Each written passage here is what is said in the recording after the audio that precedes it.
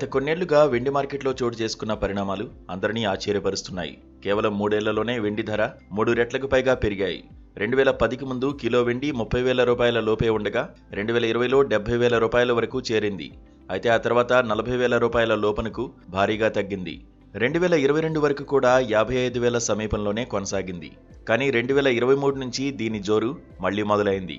2024లో 95,000 రూపాయలకు చేరుకున్న ధర ఈ ఏడాది జనవరిలో తొలిసారిగా ₹1,00,000 మార్కును దాటింది.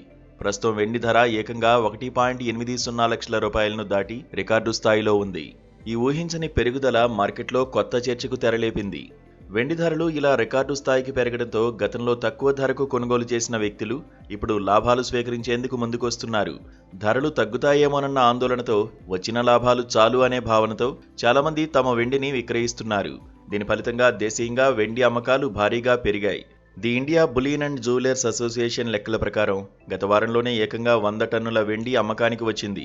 సాధారణంగా నెలవారీ సగటు కేవలం 10 నుంచి 15 టన్నులు మాత్రమే ఉంటుంది. ఈ లెక్కన ఒకే వారంలో 10 రెట్లు అధిక వెండి అమ్మకానికి రావడంపై బులియన్ వ్యాపారులు సైతం ఆశ్చర్యం వ్యక్తం చేస్తున్నారు.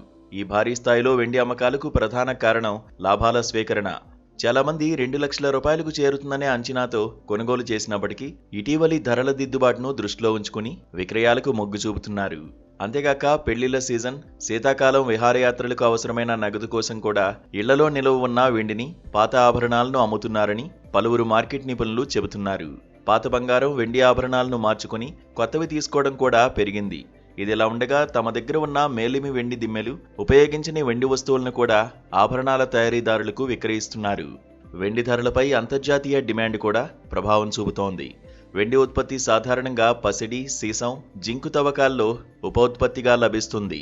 2025వ సంవత్సరంలో గనుల నుంచి వెలికితీసిన వెండి ఉత్పత్తి 25,000 టన్నులు మాత్రమేనని అంచనా. మెక్సికో, రష్యాల నుంచి అధిక ఉత్పత్తి లభిస్తుండగా పెరు, ఇండోనేషియాల్లో మాత్రం ఉత్పత్తి తగ్గింది. డిమాండ్ అధికంగా ఉండడం, సరఫరా పరిమితంగా ఉండడం కూడా వెండి ధరలు పెరగడానికి ఒక ముఖ్య కారణమని చెప్పవచ్చు.